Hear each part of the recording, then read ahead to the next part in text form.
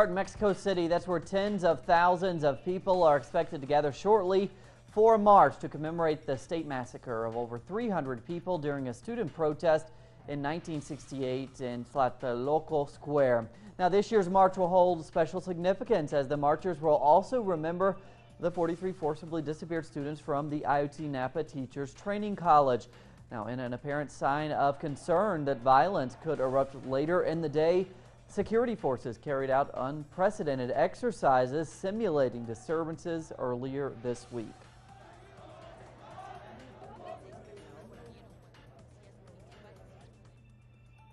And our correspondent Clayton Kahn is following the marches for this anniversary, and he joins us live now. Hello, Clayton. This year, the homage there, it really has a special connotation because of the Ayotzinapa case.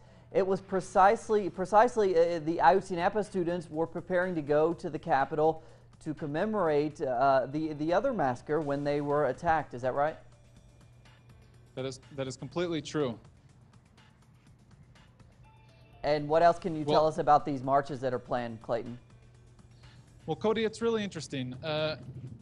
With the 47 years have passed, many here in Mexico say that very little has changed. It's really important to understand that in the 1968 student massacre, Mexico was ruled by one party, the Institutional Revolutionary Party, or PRI, which was not very tolerant of dissent or even other freedoms such as the press.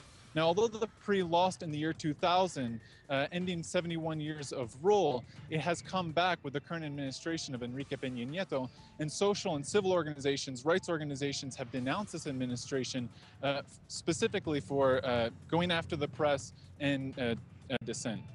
Now, one thing that's really important to also note is that both the survivors and families of victims in the 1968 student massacre and survivors and families of victims of Ayotzinapa point to two elements that are very, very similar from both incidents.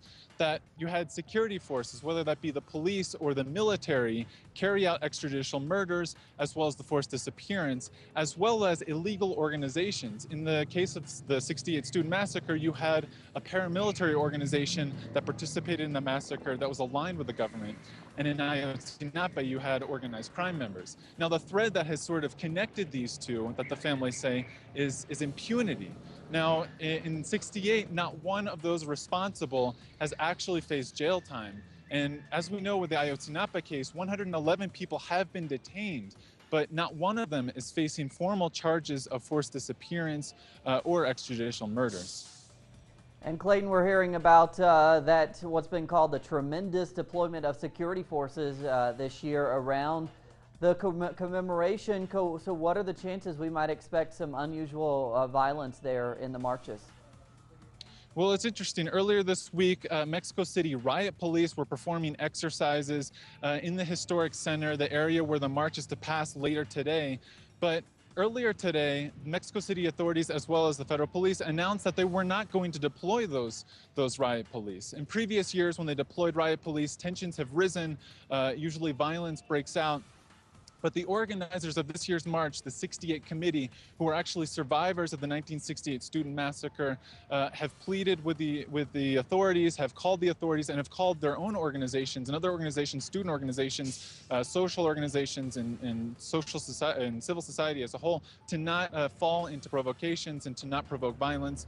And so Mexican authorities, Mexico City authorities, have said that only 1,800 transit police will be deployed, and that they will not provoke any violent incidents, and they will be monitoring the march via sort of a closed camera system. Now, It's also really important to note that in previous years, provocations have been occurred due to police dressed as civilians. All right, interesting points there. Thanks for the latest. Clayton Kahn reporting from Mexico. Clayton, thanks.